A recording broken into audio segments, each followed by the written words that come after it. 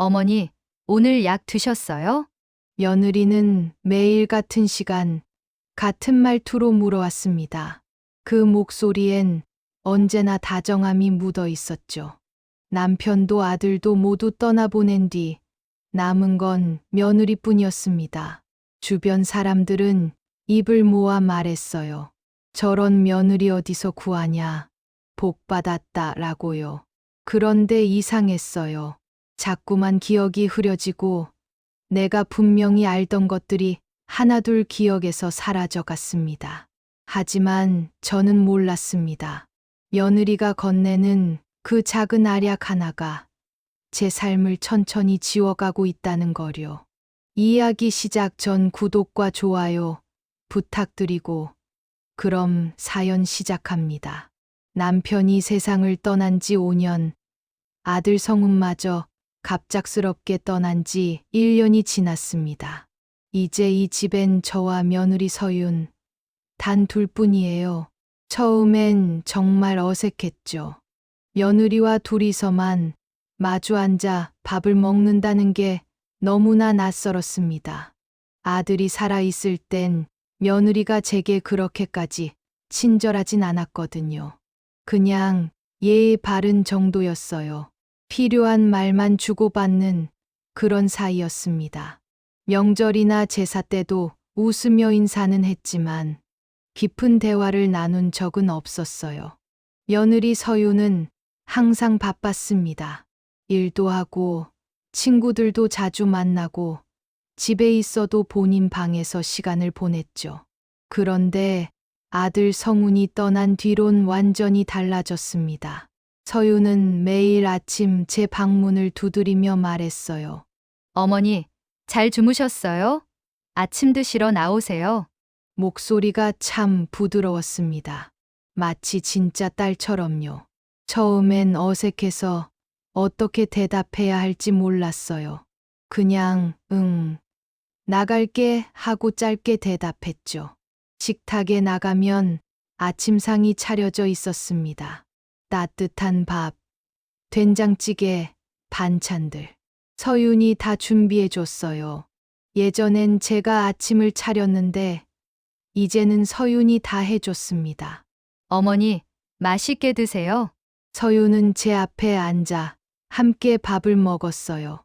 가끔 반찬을 권하기도 했죠. 이거 드셔보세요.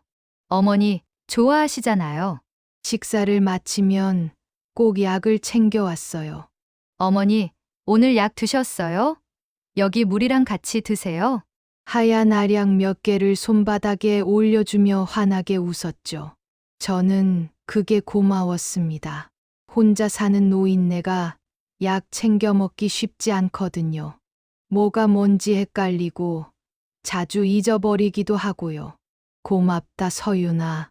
당연한 일인걸요. 제가 챙겨드려야죠. 서윤은 제가 약을 다 삼킬 때까지 지켜봤어요. 그리고 빈 컵을 가져가며 미소 지었습니다. 병원 가는 날이면 서윤이 먼저 챙겨서 동행해줬어요. 어머니, 오늘 병원 가는 날이에요. 준비하세요. 아, 그래. 내가 또 까먹었네. 괜찮아요. 제가 기억하고 있으니까요. 택시를 불러주고 병원까지 함께 가서 진료실 앞에서 기다려주고 약 타는 것까지 다 챙겨줬습니다. 의사 선생님이 뭐라고 하는지도 다 들어주고 집에 돌아와서 설명도 해줬어요. 어머니, 선생님이 혈압약 용량을 조금 늘리셨대요. 그리고 운동 좀 하시래요. 그랬어. 고맙다 서윤아. 집에 돌아오면 빨래며 청소며 집안일도 다 도맡아 했어요. 걸레질하고 화장실 청소하고 장도 보러 다녔습니다. 저는 그냥 거실 소파에 앉아 텔레비전이나 보면 됐어요. 어머니, 편하게 쉬세요. 제가 다 할게요. 미안하다 서윤아. 내가 너무 고생이 많구나. 아니에요. 이제 저희 둘뿐이잖아요. 제가 당연히 해야죠. 서윤은 정말 헌신적이었습니다. 동네 사람들도 부러워했죠. 슈퍼에 장 보러 나가면 동네 아주머니들이 저를 붙잡고 말했어요. 영순 씨, 며느리 참 착하네요. 요새 그런 며느리 어디 있어요? 진짜 복 받으셨어요. 혼자 계시는데 그렇게 챙겨주는 며느리가 어디 있겠어요. 우리 집 며느리는 1년에 한 번 볼까 말까 하는데 부럽습니다, 진짜. 요즘 젊은 사람들은 시부모 모시기 싫어하잖아요. 그것도 혼자서. 영순 씨 며느리 정말 대단해요. 그 말을 들을 때마다 곁에 있던 서유는 수줍게 웃으며 말했습니다. 당연한 일인걸요. 어머니 혼자 두고 어떻게 나가 살아요? 남편도 없는데 제가 모셔야죠. 서윤의 대답에 사람들은 감탄했어요. 저도 정말 고마웠습니다. 며느리 덕에 하루하루가 편했어요. 아들을 잃은 슬픔이 가시진 않았지만 그래도 서윤이 곁에 있어 외롭진 않았죠. 밤이면 서윤이 제 방에 들어와 이야기를 나눴어요.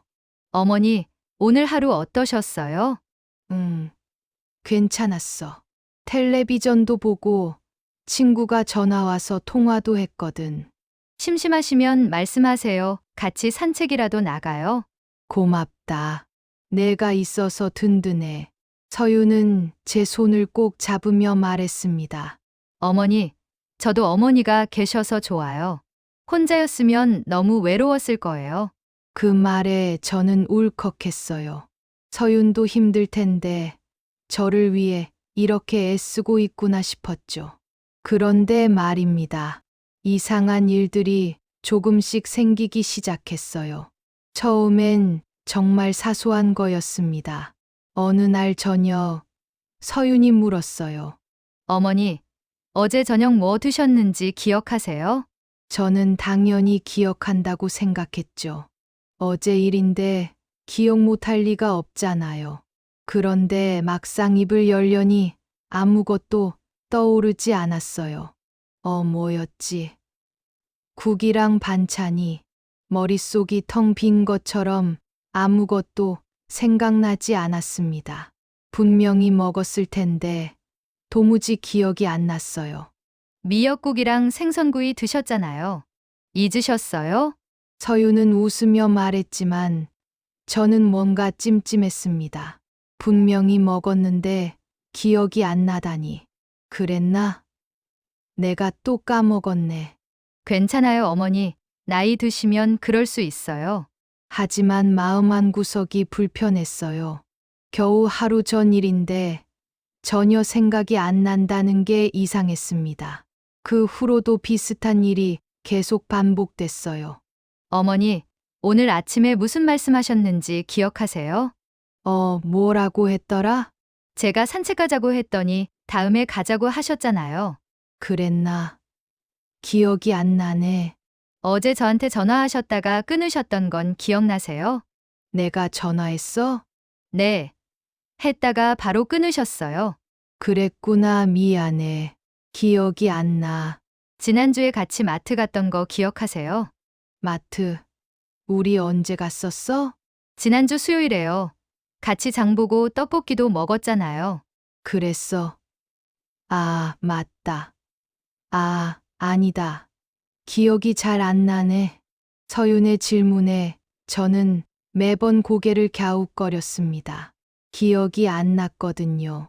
분명히 했을 것 같은데 머릿속이 뿌옇게 흐려져서 도무지 생각이 나지 않았어요. 처음엔 한두 가지였는데 점점 잊어버리는 게 많아졌습니다. 어제 먹은 음식, 오늘 아침에 한 말, 며칠 전에 있었던 일들. 전부 희미했어요. 어머니, 요즘 깜빡깜빡 하시는 게 좀 심해지신 것 같아요. 다음에 병원 가실 때 선생님한테 한번 여쭤볼까요? 서유는 걱정스러운 표정을 지었습니다. 그러면서도 제 손을 꼭 잡으며 말했어요. 괜찮아요. 제가 옆에 있잖아요. 제가 다 챙겨드릴게요. 어머니, 혼자 두지 않을게요.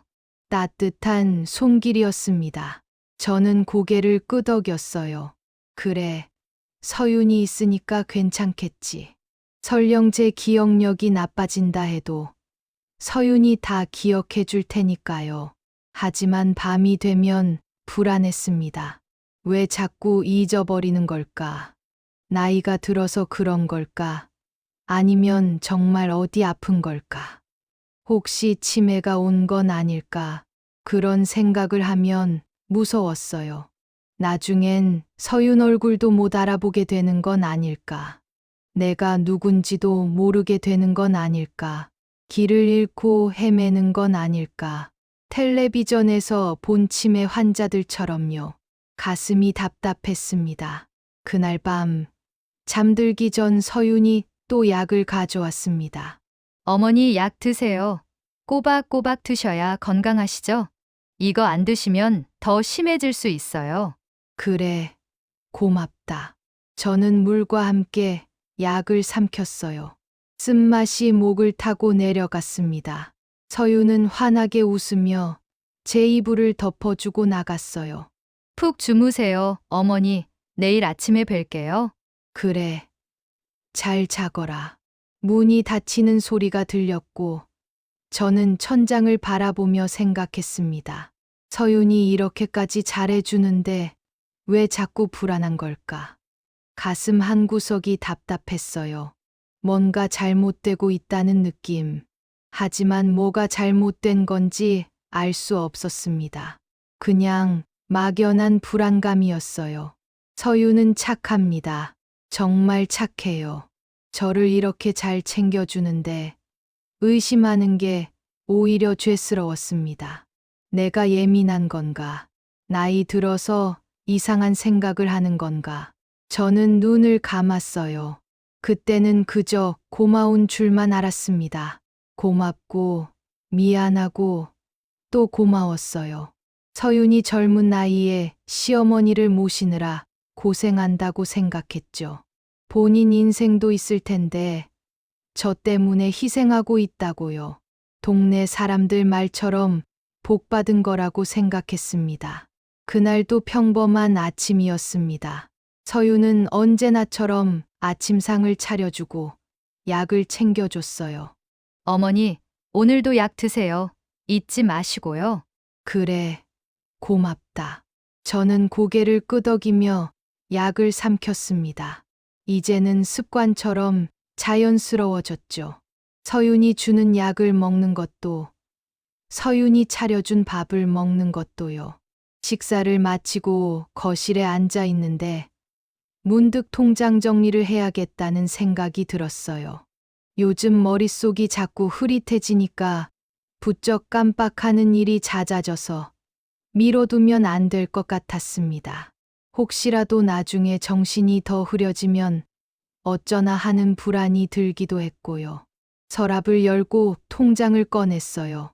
예전부터 써오던 통장이었습니다. 남편 연금, 제 노령연금, 저축한 돈들이 들어있는 통장이었죠. 꺼낸 통장을 들고 서윤에게 말했어요. 나 은행 좀 다녀와야겠다. 통장 정리도 좀 하고. 서윤은 잠시 망설이다가 같이 가겠다고 했습니다. 요즘 은행 일 복잡하잖아요. 저랑 같이 가요, 어머니. 은행에 도착해 창구 앞에 앉았어요. 직원에게 통장을 내미니 비밀번호를 눌러달라고 했습니다. 저는 아무렇지 않게 숫자를 눌렀죠. 늘 써오던 번호였습니다. 그런데 화면에 빨간 글씨가 떴어요. 비밀번호가 일치하지 않습니다. 저는 다시 한번 눌렀습니다. 또 오류였어요. 이상하네. 비밀번호가 뭐였지? 분명히 제 생일로 해뒀는데 눌러봐도 안 열렸습니다. 틀렸다는 메시지만 떴어요. 이상한데. 성훈 생일로도 해봤어요. 그것도 아니었습니다. 남편 생일, 결혼기념일까지 다 눌러봤지만 전부 틀렸어요. 이상하네. 분명히 내 생일로 했었는데 당황스러웠습니다. 평생 같은 비밀번호를 써왔는데 갑자기 안 열리다니요. 직원이 고개를 들었습니다. 고객님, 비밀번호가 여러 번 틀리면 잠길 수 있어요. 그때 옆에 앉아 있던 서윤이 부드럽게 말했어요. 어머니, 지난번에 비밀번호 바꾸셨잖아요. 자꾸 잊어버리신다고 해서 제가 도와드렸던 거 기억 안 나세요? 저는 멍해졌습니다. 아무리 생각해도 그런 기억이 없었거든요. 내가 그랬다고? 네. 그때 이제는 기억이 잘 안 난다고 하시면서요. 서윤은 가방에서 작은 수첩을 꺼냈습니다. 거기에는 숫자 6자리가 또박또박 적혀 있었어요. 이 번호예요. 이걸로 해보세요. 저는 조심스럽게 숫자를 눌렀습니다. 이번엔 화면이 열렸어요. 아, 그렇구나. 말은 그렇게 했지만 가슴이 서늘해졌습니다. 분명 이 번호는 내가 만든 게 아니었거든요. 제 생일이나 기념일과는 전혀 관련 없는 숫자였죠. 근데 이걸 내가 정했다고? 조심스럽게 묻자 서유는 웃으며 고개를 끄덕였습니다. 아, 어머니가 그냥 아무 숫자나 하자고 하셨어요. 생일 같은 건 뻔하니까요. 내가 그랬어? 네. 어머니가 그러셨어요. 서유는 확신에 찬 목소리로 말했어요. 그 말에 더는 아무 말도 할 수 없었습니다. 저는 고개를 끄덕일 수밖에 없었어요. 기억이 나질 않으니까요. 그날 오후 휴대폰을 보다가 또 이상한 걸 발견했어요. 연락처가 줄어들어 있었습니다. 분명히 있었던 친구들 번호가 몇 개 사라져 있었어요. 옆집 아주머니, 교회 권사님, 오래 알고 지낸 친구들까지요. 이게 왜 이러지? 서윤을 불렀습니다. 서윤아, 내 휴대폰에 있던 연락처들이 몇 개 없어졌는데 왜 그런 건지 아니? 서윤은 휴대폰을 받아들더니 잠시 살펴봤어요. 어머니, 이거 어머니가 지우신 거예요. 지난주에 실수로 누르셨다고 하셨잖아요. 내가 언제? 그랬어요. 그때 제가 복구해드릴까 했는데 어머니가 괜찮다고 하셨어요. 요즘 통화도 잘 안 하시니까 필요 없다고요. 저는 아무 말도 할 수 없었습니다. 정말 내가 그랬나? 기억이 나질 않았어요. 그런데 권사님 번호도 없어졌는데 나 교회 가야 되는데. 어머니, 요즘 교회도 안 나가시잖아요. 몸도 불편하시고 해서요. 내가 안 나간다고 했어? 네. 당분간은 쉬겠다고 하셨어요. 그랬나? 저는 혼란스러웠습니다. 교회는 제가 오랫동안 다녔던 곳이에요. 친구들도 거기서 만나고 예배도 드리면서 위로를 많이 받았던 곳인데 안 나간다고 했다니요. 어머니, 요즘 자주 깜빡하시잖아요. 약 잘 챙겨 드시면 더 심해지진 않을 거예요. 그리고 제가 곁에 있잖아요. 걱정 마세요. 서유는 제 손을 꼭 잡으며 말했습니다. 그 손길은 따뜻했지만 왠지 모를 한기가 느껴졌어요. 마치 얼음장 같은 느낌이 잠깐 스쳤습니다. 밤이 되었습니다. 서윤이 잠든 뒤 저는 침대에 누워 천장을 바라봤어요. 뭔가 이상했습니다. 통장 비밀번호도 연락처도 제가 기억하지 못하는 일들이 너무 많았어요. 그리고 서윤은 항상 이렇게 말했죠. 어머니가 하셨어요. 어머니가 잊으신 거예요. 요즘 워낙 깜빡하시니까요. 정말 다 제가 한 일일까요? 아니면, 아니야. 그럴 리 없어. 서윤이 저한테 왜 그래요? 이렇게 잘해주는데. 매일 약도 챙겨주고, 밥도 해주고, 병원도 같이 가주는데요. 하지만 불안함은 가시지 않았습니다. 불안함은 꼬리에 꼬리를 물든 며칠 전 일도 생각났어요. 냉장고에 있던 반찬이 사라진 일이었습니다. 어머니, 오늘 김치찌개 끓여 드릴게요. 서윤이 냉장고를 열더니 말했어요. 김치가 없네요. 어머니, 김치 어디 두셨어요? 김치, 냉장고에 있었는데. 없는데요. 혹시 다른 데 두셨어요? 아니, 분명히 거기 있었는데 서윤과 함께 찾아봤지만 김치는 없었어요. 어머니, 혹시 드시고 버리신 거 아니에요? 아니야. 난 안 먹었어. 그럼 이상한데요? 아무도 안 건드렸는데 어떻게 사라져요? 서윤은 웃으며 말했지만 저는 찜찜했습니다. 그리고 제 안경도 그랬어요. 어느 날 안경을 찾다가 엉뚱한 곳에서 발견했습니다. 화장실 선반 위였어요. 왜 여기 있지? 서윤한테 물어봤더니 이렇게 대답했습니다. 어머니가 두신 거 아니에요? 저는 모르는데요. 내가 화장실에 안경을 왜 둬? 기억 안 나세요? 요즘 자주 그러세요. 저는 입을 다물 수밖에 없었어요. 정말 제가 둔 걸까요? 하지만 화장실 선반에 안경을 둘 이유가 없었습니다. 저는 침대 옆 서랍을 열고 일기장을 꺼냈어요. 예전부터 쓰던 낡은 일기장이었습니다. 남편이 살아있을 때부터 써온 거였죠. 펜을 들고 떨리는 손으로 적었습니다. 오늘 통장 비밀번호가 바뀌어 있었다. 서윤은 내가 바꿨다고 하는데 기억이 나지 않는다. 연락처도 몇 개 사라졌다. 이것도 내가 지웠다고 한다. 하지만 나는 정말 모르겠다. 냉장고 김치도 없어지고 안경도 이상한 곳에 있었다.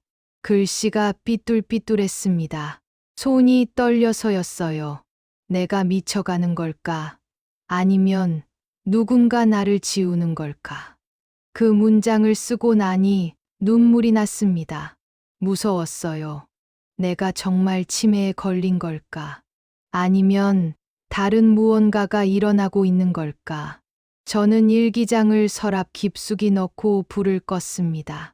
며칠이 지났습니다. 그 사이에도 이상한 일들은 계속됐어요. 아침에 일어나면 잠옷이 바뀌어 있었습니다.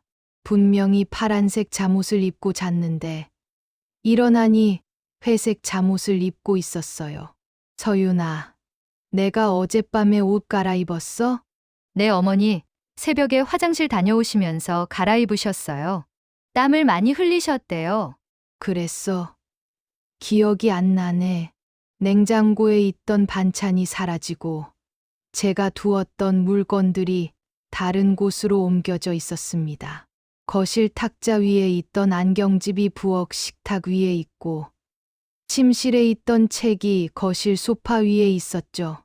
서윤에게 물으면 항상 같은 대답이 돌아왔어요. 어머니가 옮기셨어요. 어머니가 드셨잖아요. 또 잊으셨네요. 그럴 때마다 저는 고개를 끄덕일 수밖에 없었습니다. 정말 기억이 나질 않았으니까요. 그러던 어느 날이었습니다. 서윤이 말했어요. 어머니, 오늘 오후에 친구 만나러 나갔다 올게요. 위험하니까 어디 나가지 마세요.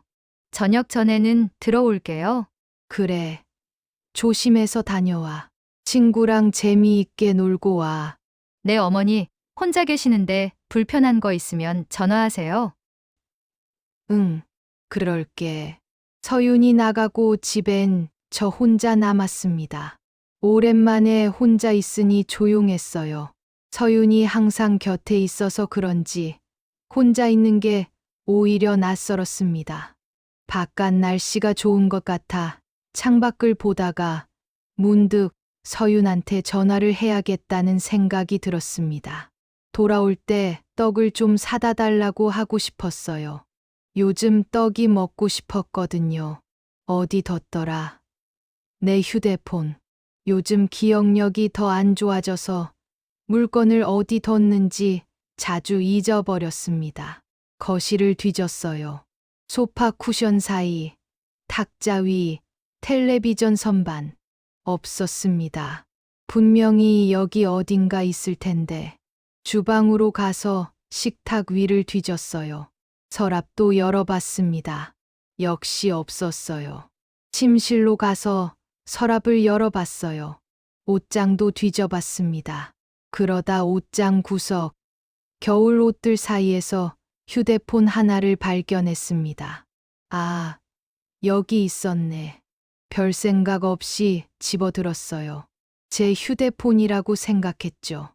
왜 옷장 안에 있는지는 모르겠지만 어쨌든 찾았으니 다행이었습니다. 그런데 화면을 켜려니 배터리가 나가 있었습니다. 아휴, 배터리가 없네. 충전기를 꽂아 최소한의 충전만 하고 켰습니다. 5분 정도 기다렸어요. 화면이 켜지면서 잠금 화면이 떴어요. 그런데 이상했습니다. 배경화면이 낯설었어요. 산 풍경 사진이었는데 저는 그런 사진을 배경으로 한 적이 없었습니다. 저는 항상 아들 부부와 같이 찍은 사진을 배경으로 썼거든요. 이게 내 휴대폰이 아닌가? 그제서야 정신을 차리고 보니 이건 제 휴대폰이 아니었습니다. 성운의 휴대폰이었어요. 성운이 세상을 떠난 뒤 서윤이 어딘가에 보관해뒀던 거겠죠. 가슴이 아팠습니다. 성운의 휴대폰을 보니 성운 생각이 났어요. 성운이 늘 들고 다니던 휴대폰. 이 휴대폰으로 저한테 전화도 하고 문자도 보냈었죠. 잠시 성운의 생각에 잠겨 있다가 다시 서윤에게 전화하려고 했던 게 생각났습니다. 하지만 제 폰은 여전히 보이지 않았죠. 그래서 별 생각 없이 성운의 폰으로 그냥 서윤한테 전화해야겠다고 생각했습니다. 떡 사달라고 하고 바로 꺼야지. 휴대폰을 이리저리 눌렀어요. 제 휴대폰이 아니어서 서윤 번호를 찾는데 한참이 걸렸습니다. 연락처를 뒤지고 메시지를 열어보고 통화 기록도 확인했어요. 서윤 번호가 어디 있지? 화면을 이리저리 넘기다가 실수로 다른 메뉴를 눌렀습니다. 그런데 그때였습니다. 음성 메시지 목록이 화면에 떴어요. 이게 뭐지? 화면에 녹음된 파일이 하나 떠 있었습니다. 날짜를 보니 성운이 세상을 떠났던 날이었어요. 1년 전 그날 심장이 쿵 내려앉았습니다. 왜 이날 녹음이 남아 있는 거지? 손이 떨렸어요. 무의식 중에 재생 버튼을 눌렀습니다. 그리고 들렸습니다. 성운의 목소리가. 여보, 숨이 잘 안 쉬어져. 거친 숨소리가 섞인 고통스러운 목소리였어요. 제발 방에서 좀 나와봐. 숨을 헐떡이는 소리, 뭔가를 삼키려는 소리, 괴로워하는 신음. 녹음은 거기서 끊겼습니다. 저는 그 자리에 얼어붙었습니다. 손에서 휴대폰이 떨어질 뻔했어요. 이게 무슨... 성운이 숨을 쉬지 못한다고 했습니다. 방에서 나와달라고 했어요. 그 말은 곧 서윤이 같은 집 안에 있었다는 뜻이었습니다. 방 안에 있었다는 뜻이에요. 하지만 서윤은 분명히 경찰에게 말했었죠. 그날 저는 집에 없었어요. 잠깐 나갔다가 돌아왔는데 이미 숨이 멎었더라고요. 장례식 때도 그 이후로도 서윤은 계속 그렇게 말했습니다. 제가 집에 없을 때 세상을 떠났어요. 제가 있었으면 좋았을 텐데. 저 때문에 혼자 외롭게 갔어요. 평생 제 죄예요. 제가 집에 있었어야 했는데. 서윤은 울면서 그렇게 말했어요. 저는 서윤을 위로했습니다. 내 잘못이 아니야. 누가 알았겠니? 갑자기 그렇게 될 줄이라고요. 그런데 이 녹음은 뭔가요? 성운이 서윤을 불렀다는 건 서윤이 집에 있었다는 뜻이잖아요. 저는 다시 한번 녹음을 재생했습니다. 여보, 숨이 잘 안 쉬어져. 제발 방에서 좀 나와봐. 성운의 목소리가 절박했어요. 살려달라는 목소리였습니다. 도와달라는 목소리였어요. 그런데 서윤은 왜 방에서 나오지 않았을까요? 머릿속이 복잡해졌습니다. 아니야. 뭔가 오해가 있을 거야. 서윤이 못 들었을 수도 있어. 화장실에 있었거나 아니면 이어폰을 끼고 있었거나 아니면 샤워를 하고 있었거나 하지만 가슴속 불안은 점점 커져갔어요. 왜냐하면 이 녹음이 음성사서함에 남아 있다는 건 전화를 받지 않았다는 뜻이니까요. 성훈이 서윤한테 전화를 걸었는데 받지 않아서 자동으로 음성사서함에 녹음된 거였습니다. 서윤은 전화를 받지 않았어요. 성훈이 숨을 쉬지 못해 괴로워하는데도요. 손이 덜덜 떨렸습니다. 이게 우연일까요? 정말 못 들어서 그런 걸까요? 아니면 일부러 받지 않은 걸까요? 그 생각이 들자 온몸에 소름이 돋았습니다. 설마 그럴 리가. 서윤이 성훈을 왜 그냥 뒀겠어요? 성훈은 자기 남편인데요. 하지만 머릿속에서 자꾸 이상한 생각들이 떠올랐어요. 서윤이 저한테 매일 먹으라고 주는 약, 통장 비밀번호가 바뀐 것, 연락처가 조금씩 사라지는 것, 제 기억이 점점 흐려지는 것, 그리고 지금 이 음성 메시지. 모든 게 연결되는 것 같았습니다. 서윤이 뭔가를 숨기고 있는 게 아닐까? 성훈의 죽음에 대해서요. 저는 급하게 휴대폰을 원래 있던 곳에 돌려놨어요. 손이 떨려서 제대로 놓기가 힘들었습니다. 그리고 거실로 나와 소파에 앉았습니다. 숨을 크게 들이쉬었어요. 가슴이 두근두근 뛰었습니다. 진정해야 했어요. 서윤이 돌아오기 전에 마음을 가라앉혀야 했습니다. 하지만 머릿속에선 계속 성훈의 목소리가 맴돌았어요. 여보, 숨이 잘 안 쉬어져. 제발 방에서 좀 나와봐. 그 절박한 목소리가 귓가에서 떠나지 않았습니다. 성훈이 그렇게 힘들어했는데, 그렇게 도와달라고 외쳤는데, 서윤은 왜 나가지 않았을까요? 저는 떨리는 손으로 물을 한 잔 마셨어요. 목이 타들어갔습니다. 그리고 결심했습니다.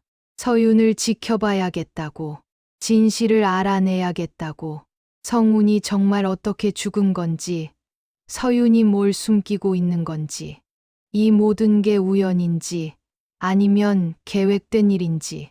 저는 눈을 감았습니다. 성훈아, 미안해. 엄마가 늦었어. 하지만 이제라도 알아낼게. 무슨 일이 있었는지 엄마가 꼭 알아낼게. 그리고 만약 서윤이 정말로 뭔가를 했다면 용서하지 않을 거야, 절대로. 저는 주먹을 꽉 쥐었습니다. 그날 이후 저는 달라졌습니다. 겉으로는 티를 내지 않았어요.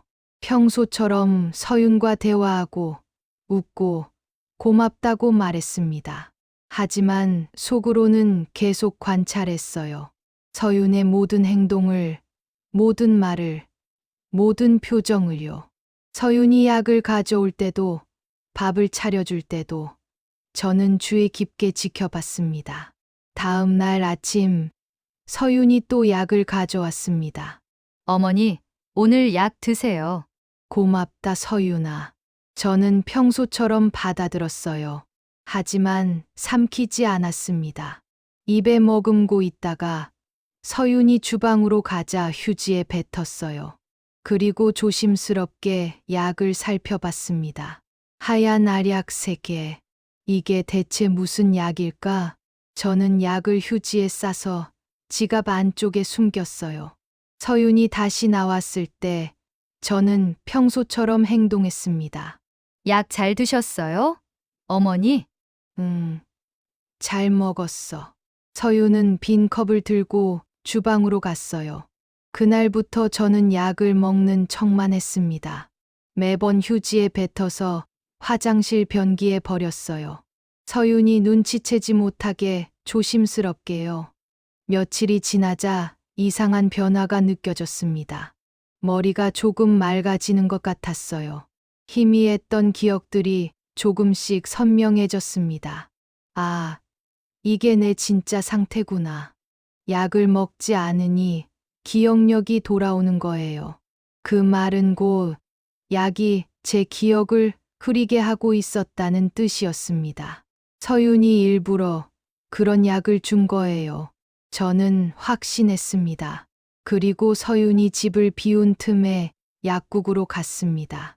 동네 약국에 들어서자 약사 선생님이 반갑게 맞아줬어요. 어머님, 오랜만이시네요. 무슨 일이세요? 저기, 이 약 좀 봐주실 수 있으세요? 저는 지갑에서 약을 꺼내 보여줬습니다. 약사 선생님은 안경을 고쳐 쓰고 약을 자세히 살펴봤어요. 이게, 잠깐만요. 컴퓨터를 두드리더니 얼굴이 심각해졌습니다. 어머님, 이 약 누가 드시는 거예요? 저요. 며느리가 매일 챙겨줘요. 이 약은 신경안정제인데요. 그것도 용량이 꽤 높은 편이에요. 벤조다이아제핀 계열이에요. 신경안정제요? 네. 불안증이나 불면증 환자한테 처방하는 약인데 장기 복용하면 기억력 저하, 집중력 감퇴, 인지기능 저하 같은 부작용이 있어요. 특히 어르신들한테는 더 심하게 나타날 수 있고요. 심장이 쿵 하고 내려앉았습니다. 그럼 이 약을 계속 먹으면 기억이 나빠진다는 말씀이세요? 그럴 수 있죠. 특히 이 용량은 좀 강한 편이라 정상인이 이렇게 먹으면 당연히 기억력이 떨어집니다. 어머님, 병원에서 처방받으신 거예요? 아니요. 며느리가 챙겨줘서 모르겠어요. 약사 선생님의 표정이 더 굳어졌습니다.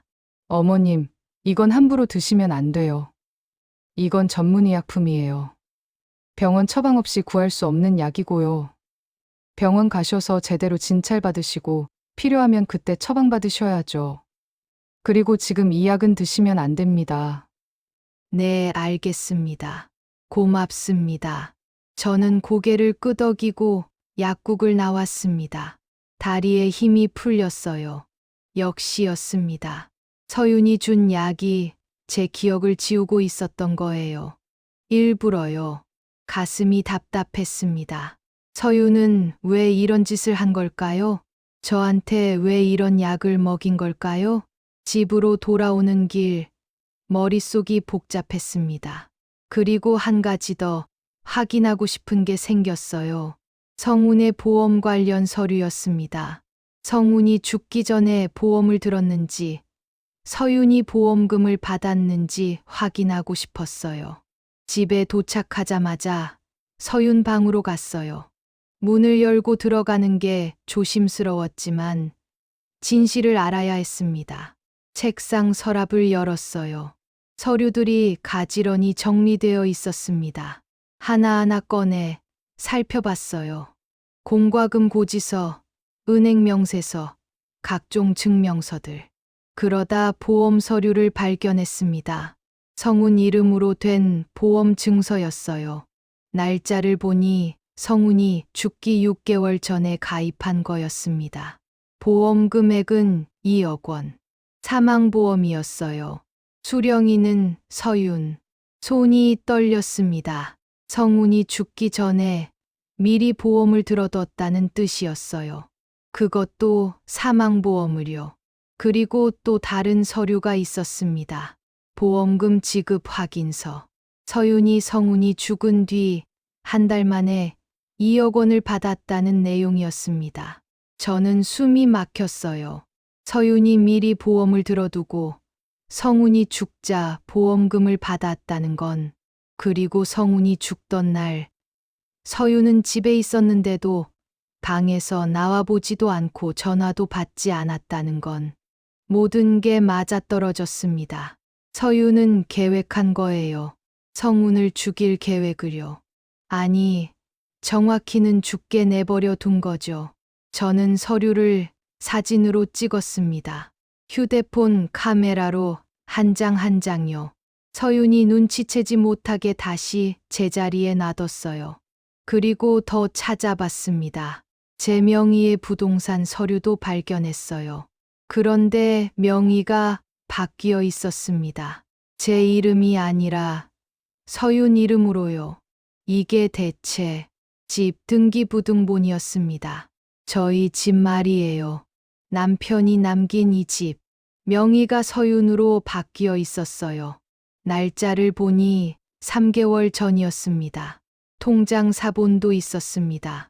제 통장인데 비밀번호가 변경되었다는 기록이 있었어요. 그리고 노령연금이 매달 서윤 통장으로 이체되고 있었습니다. 머리가 지끈거렸어요. 서윤은 제 재산을 모조리 가로채고 있었던 거예요. 저한테 약을 먹여 기억을 흐리게 하고 그 사이에 부동산도 통장도 모든 걸 본인 명의로 돌려놓은 거였습니다. 저는 모든 서류를 사진으로 찍었어요. 증거를 확보해야 했습니다. 서윤 방을 나와 제 방으로 돌아왔습니다. 침대에 앉아 숨을 골랐어요. 진실을 알았지만 너무 충격적이었습니다. 서윤이, 그렇게 착하던 서윤이 성운을 죽게 내버려 두고 저한테 독약을 먹이고 재산을 가로챈 거였어요. 눈물이 났습니다. 하지만 울고만 있을 순 없었어요. 저는 휴대폰을 꺼내 경찰서에 전화를 걸었습니다. 여보세요. 경찰서죠? 신고할 게 있어요. 네, 말씀하세요. 제 며느리가 제 아들을 죽게 내버려 뒀어요. 그리고 저한테도 이상한 약을 먹이고 제 재산을 가로챘어요. 어머님, 진정하시고 천천히 말씀해 주세요. 지금 어디 계세요? 저는 주소를 알려줬습니다. 그리고 서윤이 한 일들을 하나하나 설명했어요. 성운의 휴대폰에 남아있는 음성 메시지, 서윤이 준 약, 보험 서류, 제 재산이 서윤 명의로 바뀐 것까지요. 경찰은 심각하게 받아들였습니다. 어머님, 증거는 있으십니까? 네, 다 사진으로 찍어뒀어요. 그리고 아들 휴대폰도 있고 제가 그동안 먹었던 약도 있어요. 알겠습니다. 저희가 갈 때까지 증거 잘 보관하고 계세요. 며느리분한테는 아직 아무 말도 하지 마시고요. 네, 알겠습니다. 며칠 후 경찰이 집으로 왔습니다. 서윤은 깜짝 놀란 표정을 지었어요. 어머니, 무슨 일이에요? 왜 경찰이? 경찰은 서윤에게 말했습니다. 이서윤 씨 맞으시죠? 몇 가지 여쭤볼 게 있어서 왔습니다. 서에 동행해 주시겠습니까? 저한테요? 무슨 일인데요? 서에 가서 말씀드리겠습니다. 서윤은 당황한 표정이었지만 따라 나섰어요. 저도 함께 갔습니다. 경찰서 조사실. 차가운 형광등 불빛 아래 서윤과 저, 그리고 경찰 2명이 앉아 있었습니다. 경찰은 성운의 휴대폰을 꺼내 놓았어요. 이서윤 씨, 남편분이 돌아가시던 날 이 음성 메시지에 대해 아십니까? 무슨 음성 메시지요? 한번 들어보시죠. 경찰이 재생 버튼을 눌렀습니다. 이 여보, 숨이 잘 안 쉬어져. 제발 방에서 좀 나와봐. 성운의 목소리가 조사실에 울려 퍼졌어요. 서윤의 얼굴이 하얗게 질렸습니다. 이건, 이날 왜 전화를 받지 않으셨습니까? 저는 그때 집에 없었어요. 외출해서요. 정말 그렇습니까? 경찰은 다른 서류를 꺼냈습니다. 이서윤 씨 휴대폰 포렌식 결과입니다. 남편분이 돌아가시던 그 시간대 당신의 휴대폰 위치 기록은 집 내부로 나와 있습니다. 서윤은 입을 다물었어요. 그리고 이 음성 메시지가 녹음된 시각은 저녁 7시 42분. 그 시각에 당신의 휴대폰은 활동 중이었습니다. 화면이 켜져 있었고 인터넷 사용 기록도 있습니다. 즉, 전화를 받지 않은 게 아니라 받지 않은 척한 거죠. 서윤은 말문이 막혔습니다. 경찰은 계속 말했어요. 남편분의 사인은 급성 심장사로 기록되어 있습니다. 기저 심장질환이 있으셨죠. 부정맥과 협심증, 평소에도 가슴 통증과 호흡곤란을 호소하셨고요. 그건 그런데 이상합니다. 남편분이 그렇게 힘들어하는데 왜 병원에 데려가지 않으셨습니까? 아니, 왜 방에서 나오지도 않으셨습니까? 서윤은 고개를 떨궜어요. 과거 경찰 조사 기록을 보니 당신은 이렇게 진술했더군요. 그날 외출 중이었고 돌아와 보니 남편이 이미 숨을 안 쉬고 있었다고요. 하지만 휴대폰 위치 기록은 당신이 집에 있었다고 말하고 있습니다. 경찰은 잠시 멈췄다가 물었습니다. 그날 정말 어디 있었습니까? 서윤은 한참 동안 아무 말도 하지 못했어요. 그리고 이것 좀 보시죠. 경찰은 보험 서류를 꺼냈습니다. 남편분이 돌아가시기 6개월 전에 가입하신 보험입니다. 보험금은 2억 원, 수령인은 당신이고요. 남편분이 돌아가신 뒤 한 달 만에 보험금을 수령하셨더군요. 서윤은 아무 말도 하지 못했습니다. 게다가 시어머님께 이런 약을 들이셨죠? 경찰은 제가 건넨 약을 꺼냈어요. 이건 벤조다이아제핀 계열의 신경안정제입니다. 전문의약품이에요. 처방 없이는 구할 수 없는 약이죠. 장기 복용하면 기억력 저하를 유발합니다. 시어머님은 이 약 때문에 기억을 잃어가고 계셨습니다. 저는 그리고 이 서류들 보십시오. 시어머님 명의의 부동산을 당신 명의로 바꿨고 통장 비밀번호도 변경해서 노령연금까지 가로챘습니다.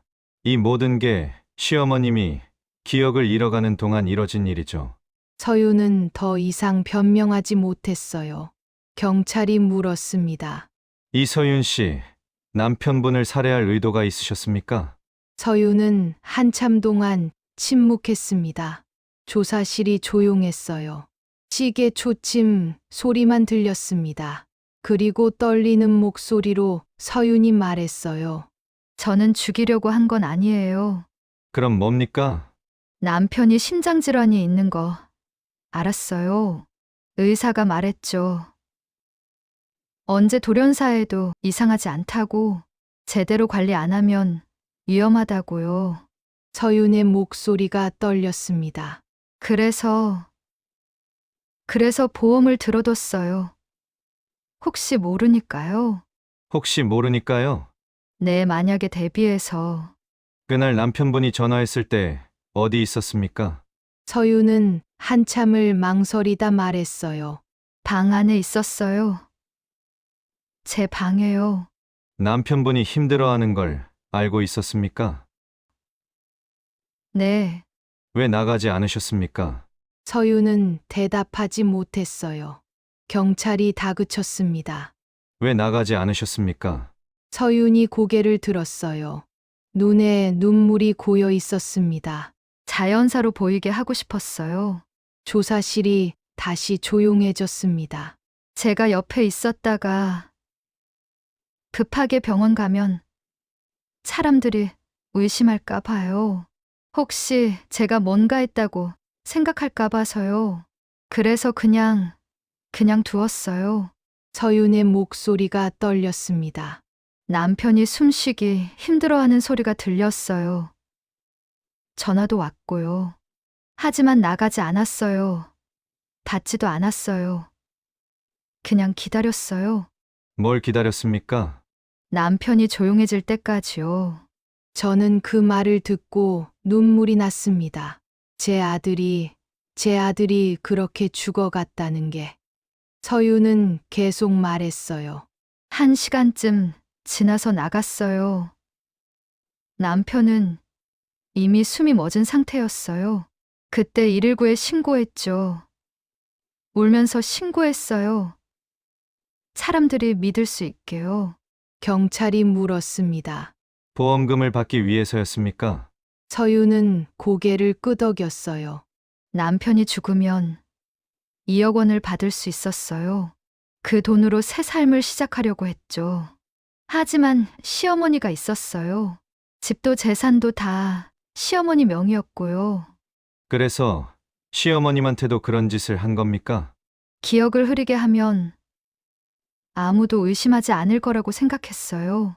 시어머니도 나이가 드셨으니까 치매라고 생각할 거고, 제가 재산을 넘겨받아도 이상하게 보지 않을 거라고 생각했어요.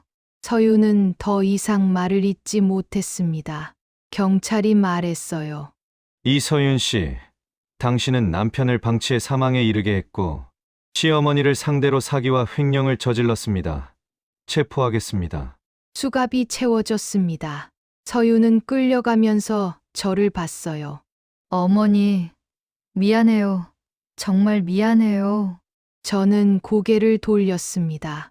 더 이상 듣고 싶지 않았어요. 서윤의 얼굴을 보고 싶지도 않았습니다. 서윤이 구속되고 집엔 저 혼자 남았습니다. 모든 게 끝났어요. 경찰이 돌려준 제 통장과 부동산 서류를 보며 생각했습니다. 재산은 다시 찾았지만 마음은 허전했어요. 서윤이 없는 집은 너무 조용했습니다. 이상하게도 외로웠어요. 저는 소파에 앉아 창밖을 바라봤어요. 해가 지고 있었습니다. 붉은 노을이 하늘을 물들였죠. 아들 성훈의 생각이 났습니다. 여보, 숨이 잘 안 쉬어져. 제발 방에서 좀 나와봐. 성훈의 마지막 목소리가 귓가에 맴돌았어요. 같은 집 안에 아내가 있었는데 성훈은 혼자 죽어갔습니다. 살려달라고 외쳤는데 아무도 그 손을 잡아주지 않았어요. 아내는 방 안에서 가만히 기다리고 있었죠. 남편이 죽기를요. 눈물이 흘렀습니다. 성훈아, 미안해. 제가 더 일찍 알았더라면, 제가 더 주의 깊게 봤더라면 아들을 지킬 수 있었을까요? 다음 날 저는 성훈의 납골당으로 갔습니다. 조용한 공간이었어요. 성훈의 사진이 놓여 있었습니다. 환하게 웃고 있는 성훈의 얼굴. 저는 사진 앞에 무릎을 꿇고 앉았어요. 성훈아, 엄마야. 손을 모으고 조용히 말했습니다. 엄마가 못 지켜줘서 미안해. 내가 그렇게 힘들었는데 엄마는 아무것도 몰랐어. 정말 미안하다. 눈물이 뚝뚝 떨어졌습니다. 내가 마지막으로 아내한테 전화했을 때 엄마는 뭐라고 있었을까? 텔레비전 보고 있었을까? 아니면 잠들어 있었을까? 내가 그렇게 힘들어하는데 엄마는 아무것도 몰랐어. 목이 메었어요. 이제라도 알게 돼서 다행이야. 내가 어떻게 떠났는지 엄마가 이제 알았어. 내 목소리가 엄마를 깨웠어. 그 녹음이 없었으면 엄마도 속은 채로 살았을 거야. 서윤이 착한 줄 알고 고맙다고 하면서 살았을 거야. 저는 성훈의 사진을 쓰다듬었어요. 성훈아, 이제 편히 쉬어. 아프지 말고 거기선 행복하게 지내. 엄마가 여기서 널 지켜볼게. 평생 너를 잊지 않을게. 한참을 그렇게 앉아 있었습니다. 해가 저물 무렵 일어났어요. 집으로 돌아오는 길, 하늘을 올려다봤습니다. 별이 하나둘 떠오르고 있었어요. 집에 도착해서 거울 앞에 섰습니다. 거울 속 제 모습을 바라봤어요. 주름진 얼굴, 흰 머리, 그리고 눈. 그 눈 속에 아직 빛이 남아 있었습니다. 저는 조용히 말했습니다. 나는 서윤에게 속지 않았다. 성훈의 목소리로 끝까지 살아남았다. 서윤의 다정한 가면을 벗겨냈어요. 늦었지만 진실을 알아냈습니다. 창밖을 바라봤어요. 밤이 깊어가고 있었습니다. 저는 조용히 씁쓸한 미소를 지었습니다. 아들은 떠났지만 저는 여전히 여기 있어요. 그리고 이제 알았습니다. 누구도 쉽게 믿어선 안 된다는 걸. 아무리 다정해 보여도 그 뒤에 뭐가 숨어 있을지 모른다는 걸. 하지만 동시에 이것도 알았어요. 제가 생각보다 강하다는 걸. 끝까지 포기하지 않으면 진실을 찾을 수 있다는 걸. 저는 불을 껐습니다. 어둠 속에서 잠자리에 들었어요. 내일은 또 새로운 하루가 올 겁니다. 저는 혼자지만 괜찮아요. 아들의 목소리가 저를 구했으니까요. 그 목소리를 잊지 않을 거예요. 평생. 서유는 법정에서 유죄 판결을 받았습니다. 남편 사망방조, 사기, 횡령, 모든 죄목이 인정되었어요. 저는 법정에 가지 않았습니다. 서윤 얼굴을 보고 싶지 않았거든요. 변호사가 결과를 전화로 알려줬어요. 징역 12년 선고됐습니다. 그렇군요. 어머님 괜찮으세요? 네, 괜찮아요. 고맙습니다. 전화를 끊고 창밖을 바라봤습니다. 12년. 서유는 12년 동안 감옥에 있게 되는 거네요. 아들의 목숨값치고는 적은 것 같았어요. 하지만 어쩔 수 없었습니다. 서윤이 직접 죽인 건 아니니까요. 그냥 죽게 내버려 뒀을 뿐이니까요. 저는 한숨을 쉬었어요. 그리고 하루하루를 살아갑니다. 혼자서요. 동네 사람들은 이제 저를 보며 안타까워합니다. 그런 일이 있었다니 정말 끔찍하네요. 며느리가 그렇게 나쁜 사람인 줄 몰랐어요. 이제 혼자 사시는데 괜찮으세요? 네, 괜찮아요. 저는 웃으며 대답합니다. 정말 괜찮아요. 혼자가 더 편합니다. 누군가의 거짓된 친절보다 혼자 있는 게 낫습니다. 매일 아침 일어나 창문을 엽니다. 신선한 공기가 들어와요.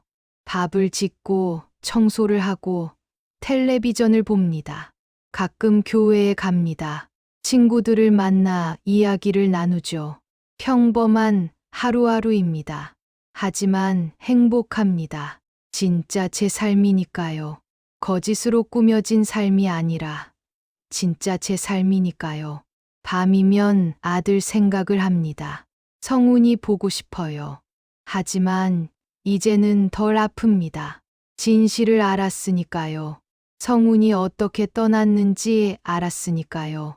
그리고 서윤이 벌을 받고 있으니까요. 저는 매일 밤 아들에게 말합니다. 성훈아, 잘 자거라. 엄마는 여기서 잘 살고 있어. 걱정하지 마. 그리고 눈을 감습니다. 내일은 또 새로운 하루가 올 거예요. 저는 잘 살아갈 겁니다. 끝까지요. 성훈의 목소리를 기억하며요. 오늘의 사연 어떠셨나요? 사연 주인공이나 그 외 등장인물들에게 전할 말씀이 있으시다면 언제든 댓글로 편하게 전해주시고 여러분의 마음에 작은 위로와 공감이 스며드셨다면 구독과 좋아요 부탁드립니다. 여러분들 주변에 이 사연으로 위로가 되실 분들이 계시다면 공유해 주시는 것도 좋을 듯 합니다.